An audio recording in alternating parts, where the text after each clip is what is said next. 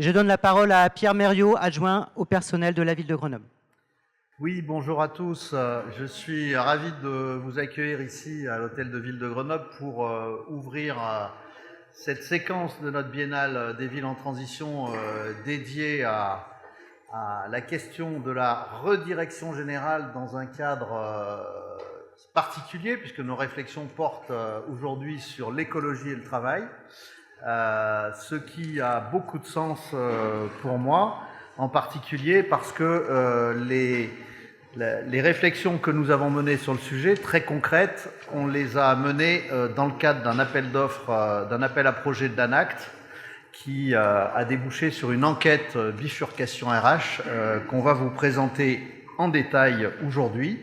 Et pour moi, ça a vraiment beaucoup de sens, un peu à titre personnel, puisque c'est une démarche qui est inspirée des apports de deux sciences, l'ergonomie et la sociologie du travail, sciences qui me sont chères, puisque en tant qu'ex-inspecteur du travail, j'ai eu à les pratiquer tout au long de ma vie professionnelle. Donc, la question fondamentale qu'on se pose en tant que collectivité locale dans son rôle d'employeur public, c'est effectivement actuellement comment faisons-nous pour gérer une ville dans un contexte de dérèglement climatique croissant qui frappe les populations et qui frappe aussi les agents publics qui délivrent ce service public local qui nous est cher, dans des conditions qui peuvent être assez vite dégradées dans certaines situations.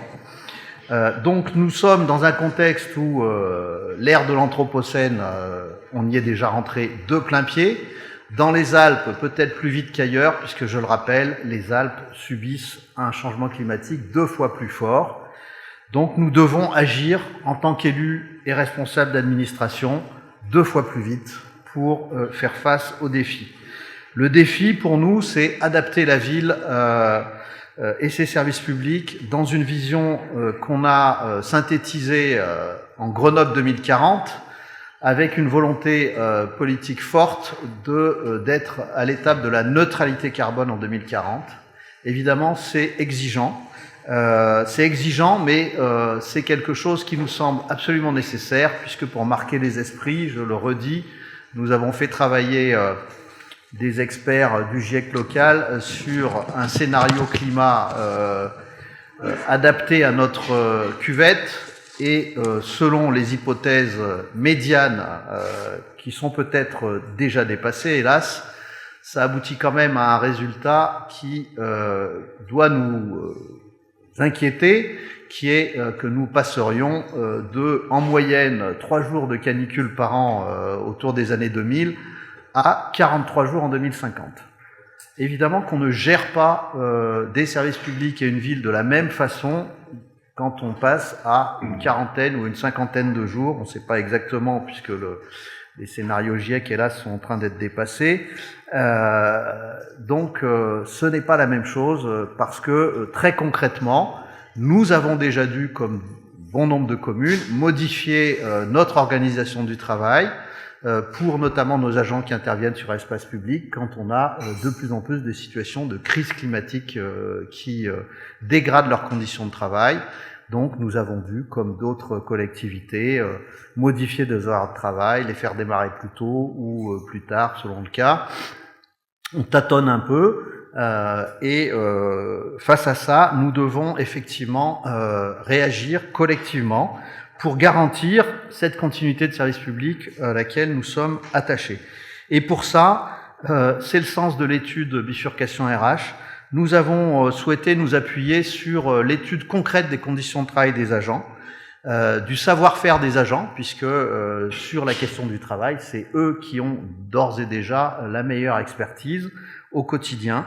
C'est le sens de l'enquête bifurcation RH qui s'est adressée à partir d'une enquête de terrain aux conditions de travail réelles des agents pour en tirer des leçons sur des scénarios de design de services, des scénarios plus ou moins futuristes, plus ou moins élaborés, mais l'important c'est de se lancer dans une démarche où on commence à réfléchir un peu autrement et on essaie de se projeter dans un futur plus ou moins désirable selon le cas, mais en tout cas avec le souci de garder le cap sur des conditions de travail correctes pour les agents, un service public maintenu quelles que soient les circonstances, c'est quelque chose qui est extrêmement prenant en termes d'analyse. Ça nous oblige à regarder effectivement concrètement comment fonctionnent les choses sur le terrain.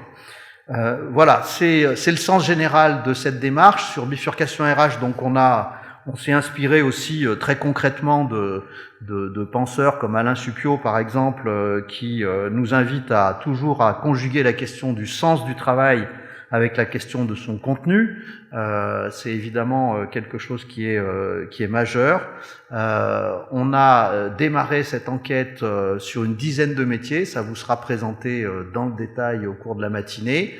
Et les conclusions sont déjà extrêmement intéressantes et doivent nous conduire petit à petit à déployer cette démarche, je l'espère, sur l'ensemble des métiers de la collectivité.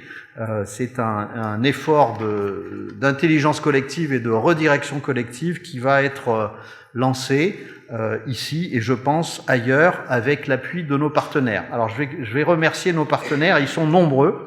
Je vais citer l'INET, l'INSET Montpellier, le CNFPT notamment, puisque le CNFPT est un partenaire important pour nous. Tout ça va exiger de gros efforts de formation.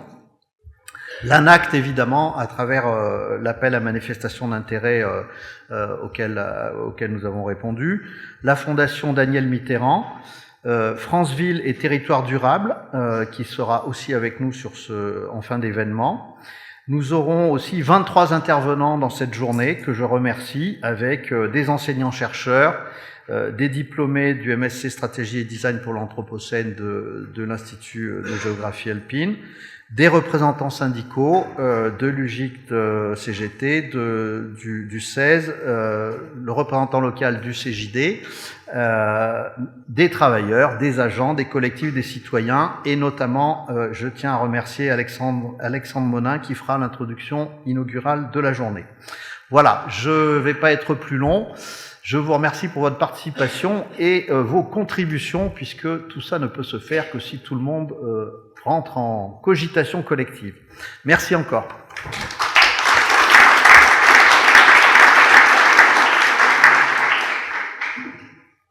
Merci Monsieur Merriot. Et je donne la parole à Alexandre Monin.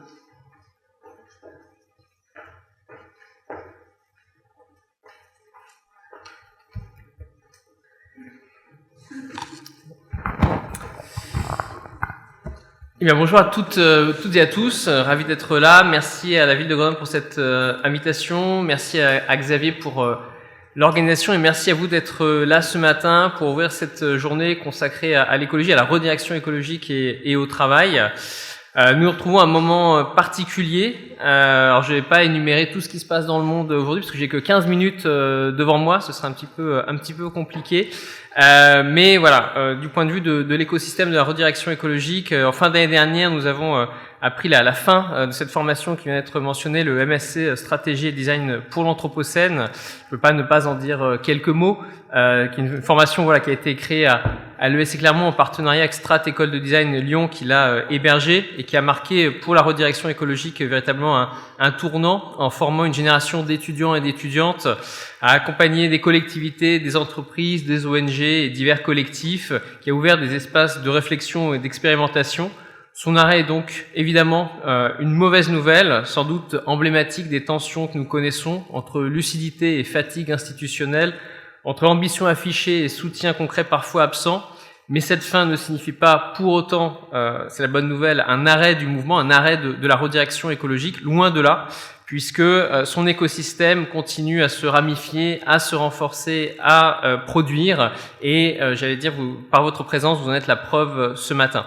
Ces derniers mois d'ailleurs l'ont montré, avec plusieurs actions notables. Je pense notamment, on pourrait en mentionner beaucoup, mais à la parution du livre de Jérôme Cuny, Sinon Virgule, Margot Boitel, Raphaël Garnier et Jeanne Bavray, la redirection écologique des entreprises, pour accompagner les entreprises dans leur démarche de redirection écologique avec des outils, des retours d'expérience et des récits.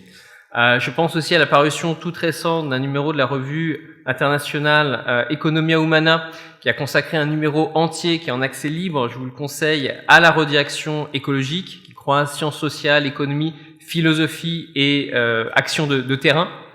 Et puis, je vous donne aussi rendez-vous d'ores et déjà pour le 5 juin prochain, la nouvelle édition des rencontres de la redirection écologique qui réunira chercheurs et chercheuses, praticiens et praticiennes, représentants et représentantes de l'action publique pour continuer à rendre visibles ceux qui s'inventent et ceux qui se transforment. Et bien d'autres actions, j'ai pas le temps de citer ce matin, mais qui sont autant de signes d'une dynamique plus vaste, fragile mais vivace. Et c'est dans ce contexte que nous nous retrouvons donc aujourd'hui, ce matin, à Grenoble. Nous vivons un moment étrange. Jamais on a autant parlé de transition écologique. Les plans, les labels, les stratégies s'accumulent. Le mot est devenu omniprésent, presque incontournable. C'est en soi une avancée. Ça témoigne d'une prise de conscience et d'un effort de transformation. Mais dans le même temps, la transition est attaquée. On l'accuse de coûter trop cher, de menacer l'emploi, de fragiliser notre compétitivité. Ces attaques ne viennent pas de nulle part. Elles sont coordonnées, stratégiques, souvent instrumentalisées par les industries fossiles comme par des acteurs qui ont intérêt à retarder l'inévitable.